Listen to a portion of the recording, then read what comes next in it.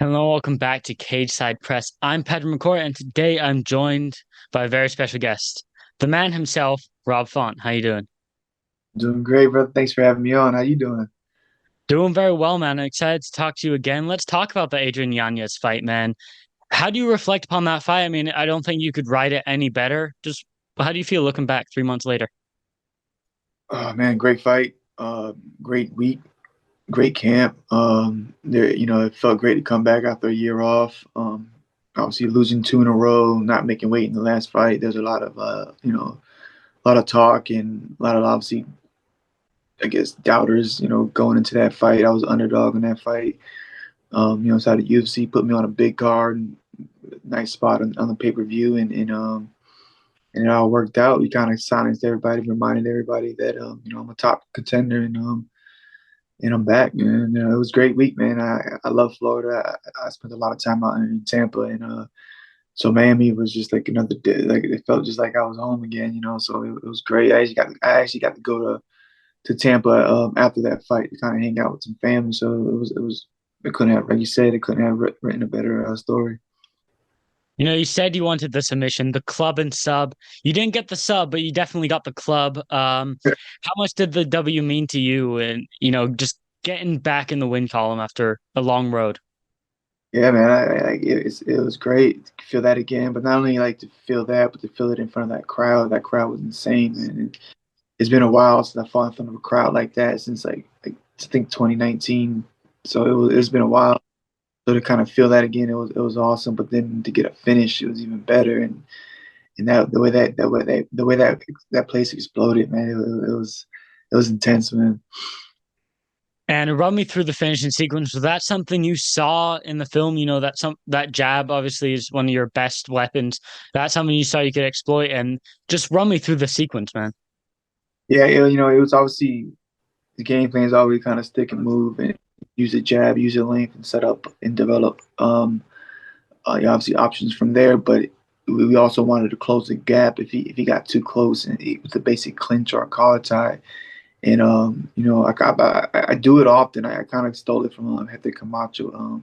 He would jab guys and kind of grab the head and just throw an uppercut in there. And obviously in boxing it's kind of illegal, but MMA obviously we can do it. So it was kind of like that was one of my if I missed a jab or if they got too close, I'd always try to grab the head and just start throwing from there. And this time he kind of like he really just stood there and just kept throwing, so it was like perfect. So I kind of like let a couple of more shots go off, and I caught him with one uppercut. It just hurt him, and from there I just turned up the pressure, and then kind of the same thing. He threw something. I kind of like threw a jab out there, caught that head, and just unleashed that right hand, and it put him down and got him out of there. But yeah, it's more of like kind of like if I'm not touching him with my jab, I'm at least controlling him with that same hand and controlling his balance, keeping him off balance and trying to land shots from there. And let's talk about the upcoming fight in August, Song Yadong. But before we get on to the Song Yadong fight, talk to me about how excited you are to finally be back in your home crowd, fighting at home for the first time since you knocked out Thomas Almeida. Bad man, it's gonna be great. It's gonna be hard to top that night. Like it was a big night. Me and Kevin fought that night, and we both came home with finishes. But we're back, man. We're back in Boston. I plan on getting another finish there. The first time I fought Gomez, I got a finish. Actually, my first UFC was at the Garden too, so like that place is special to me. My first time I ever been to like a UFC event was the night McGregor fought Max Holloway, and that was in Boston. So like it was so yeah, it means a lot for me to get there and not only win but get these finishes and get these performances and get these bonuses. When it comes to fighting at home, are you a guy who likes to stay at the fighter hotel or on fight day? Are you waking up at home in your own bed with your own family and driving up to the arena?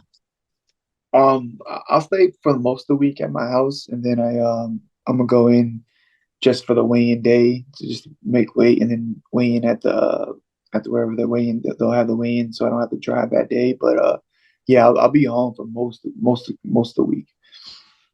Right, man. And let's talk about Song Yadong, man. What a guy. You're being tasked once again with fighting the big up and comer, the man with the power punch. What kind of fight do you expect from Song? Man, it's gonna be a tough fight. He's gonna be coming real prepared.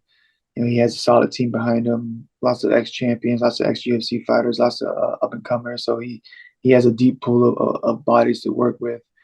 Um, he's quick. He's explosive. I know he can wrestle. I know he can. He obviously he can punch and kickbox with the best of them. So it's just another tough fight. I just gotta play my cards and just keep the range, keep being smarter than him with the footwork and getting in better position than the whole night. And eventually I'll find that finish. And when it comes to your training camp, how is this one being? You mentioned the Giannis fight being one of the best of your life. Talk to me about this camp. Who have your main training partners been? Have you had anyone to replicate Song Yadong for you? Yeah, so we got my boy Angel came out from Minnesota. He gave me a couple for 2 weeks. He gave me some work. We obviously got a bunch of boxers that we spar with on the weekly. Um, got my boy James Murren. He's helped me out a lot with this fight.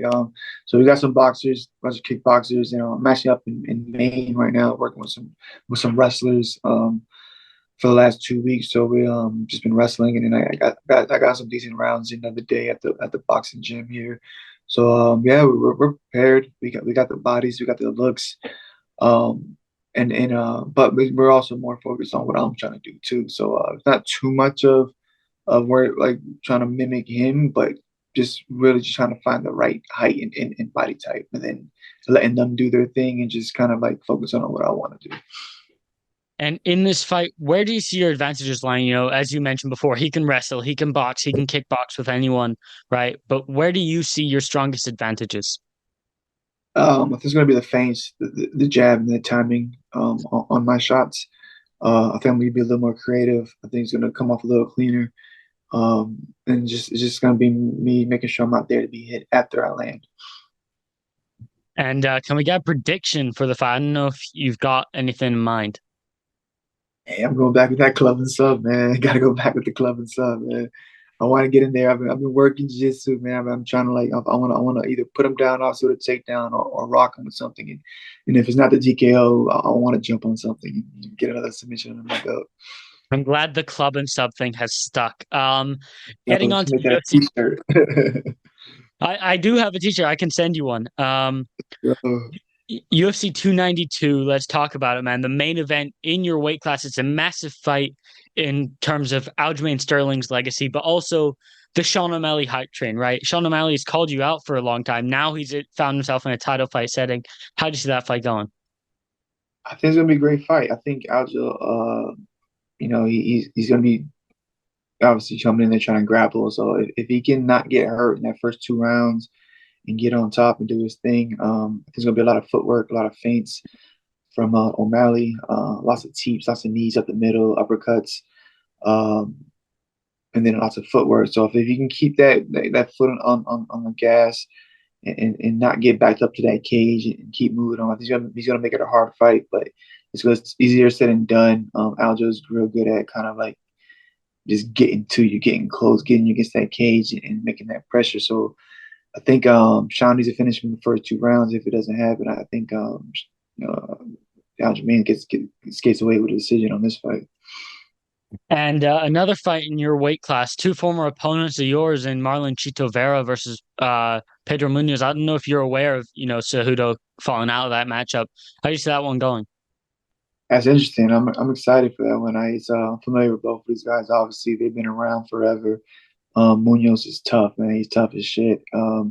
He's more of a boxer slash like boxer slash low kick type guy. He's gonna kind of chuck forward. Um, doesn't necessarily use his wrestling too much, but can wrestle and he's solid ground game. And then you have Cheeto, as tough as nails, long. He could probably be more use more weapons as far as elbows, knees, and spinning kicks, stuff like that. So it's interesting. I like this matchup. I'm real interested on how this plays out, but yeah, it was sucks that has a potential fight of the night right all over.